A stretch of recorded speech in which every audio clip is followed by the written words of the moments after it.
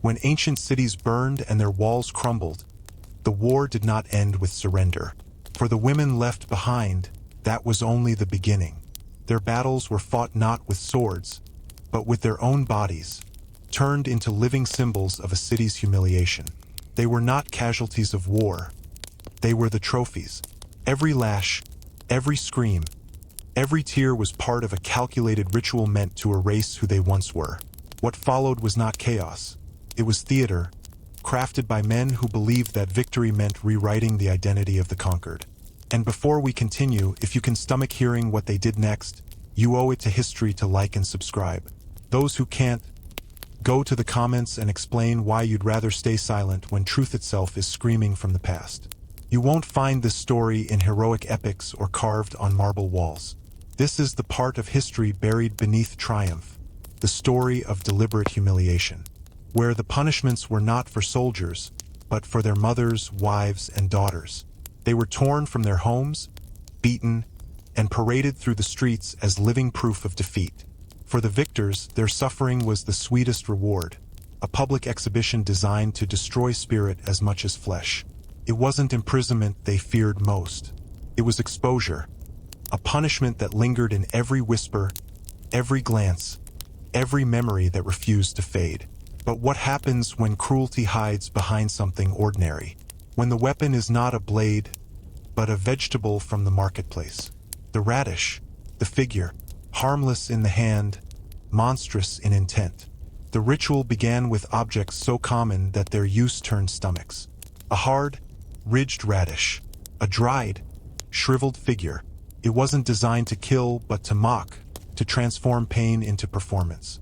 The accused woman, stripped and restrained, faced a crowd eager for spectacle. Her hands were bound, her body exposed, her shame orchestrated. A magistrate or a vengeful husband would proclaim her guilt, adultery, seduction, disobedience, and with slow, deliberate cruelty, the act began. This was not punishment by law, but desecration by design. It turned accusation into ritual, and humiliation into entertainment. The pain was searing, the objects forced where only intimacy belonged, their rough edges tearing, burning, bleeding. Yet the agony of the flesh was brief compared to what followed. A lifetime branded by memory. The act did not end when the crowd dispersed. Sometimes the object remained lodged as proof. Sometimes it was paraded, shattered, or displayed, a grotesque token of her disgrace. What once was food became a relic of defilement. The woman's body, once sacred, became a symbol of everything her city had lost: purity, dignity, and peace. In a world without medicine, wounds festered. Infection crept through torn flesh, leaving permanent scars and endless pain. Yet the greater wound was invisible. Her identity, her name, her worth, all reduced to a story retold in laughter and contempt. She was no longer a neighbor, wife, or mother.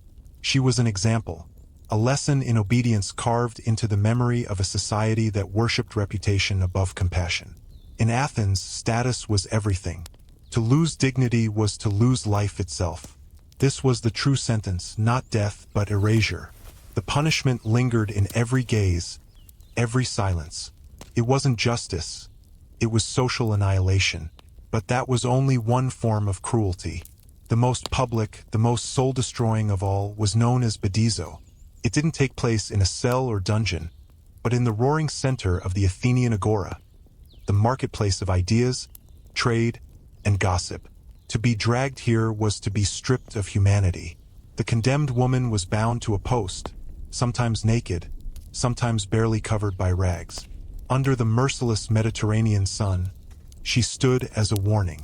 In a society where modesty defined worth, her exposure was a weapon sharper than any blade. Crowds gathered, children pointed, elders sneered, some spat, others laughed. The guards did nothing, for their silence was part of the punishment. Shame was not just witnessed, it was shared, fed by the audience's cruelty. The sun blistered her skin, thirst cracked her lips, hunger twisted her stomach until her body betrayed her, trembling in exhaustion and defeat. This was not a punishment of the body alone, but of the soul, the kind of torment designed to make a person wish for death, yet deny them that release.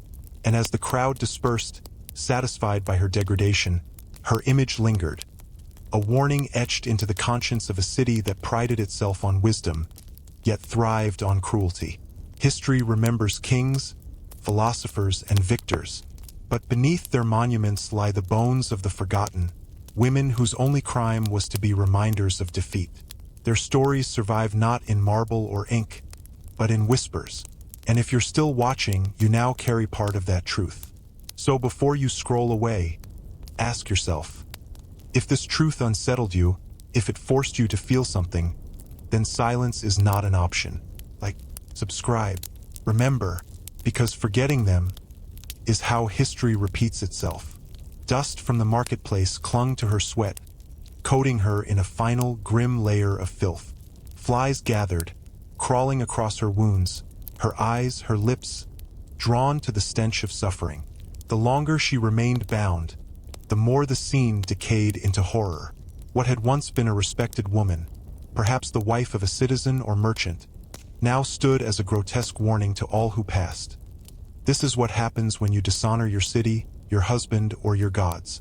But the worst wound was never the one that bled. It was the one that silenced her forever, the erasure of her dignity. In Athens, a woman's worth lived and died by her modesty. Once stripped of that, she ceased to exist in the eyes of society. The exposure was worse than any whip or rod, because its marks were invisible, carved into memory, not flesh. The shame followed her home, lingering like a curse. Neighbors whispered behind shutters, friends crossed the street, and her children carried her disgrace as their own. Some women endured this agony for hours, others for an entire day. A few never left alive, their bodies collapsing under the merciless sun, or left to die as the crowd moved on. For the Athenians, punishment wasn't complete until humiliation had soaked into every corner of public consciousness. Bedizo was never meant to discipline. It was meant to destroy. It reminded every woman who watched that she owned nothing. Not her name, not her body, not even her shadow. She belonged to the city, and the city could strip her bare at will. But what could be worse than public exposure? A punishment that didn't just take your clothes, but your very identity.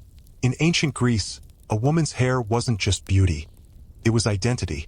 It was a combination of pride, virtue, and social standing, all woven together. To lose it was to lose the core of who she was. That's why the act of shaving a woman's head was reserved for the deepest humiliation. For wives accused of adultery, for daughters who defied their guardians, or for slaves who disobeyed, head shaving came with ritualized cruelty. It was rarely done in private. Instead, it was performed before an audience, a scene meant to burn itself into memory. Stripped of clothing, forced to her knees, the woman's hair was hacked away, each stroke a public stripping of her honor. When the last lock fell, her transformation was complete. She was no longer the woman she had been. In a society where long hair symbolized purity and status, a shaved head branded her for life as defiled, fallen, or owned. Every passerby could see her disgrace before she spoke a word. But humiliation alone wasn't enough.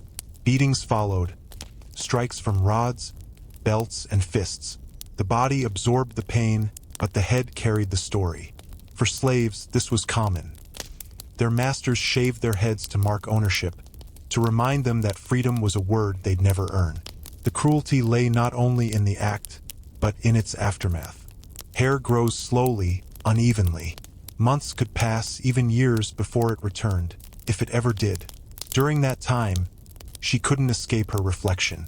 Every glimpse in water, every shadow on the ground, was a reminder of her fall. To be stripped, beaten, and shorn was not just punishment. It was erasure. A woman's body no longer belonged to her. It belonged to her husband, her master, or the state. They could steal not only her dignity but the very symbols of her womanhood, leaving her bare, branded, and broken. If you've made it this far, you've seen the kind of cruelty history tried to forget, the pain carved into the silence of women who never spoke again. So before you scroll away, ask yourself, Will you be another silent witness? Like this video. Subscribe now, not later, for more hidden truths that others won't dare to tell. And if you choose not to, then go to the comments and say to the world why you would rather look away from history's darkest corners.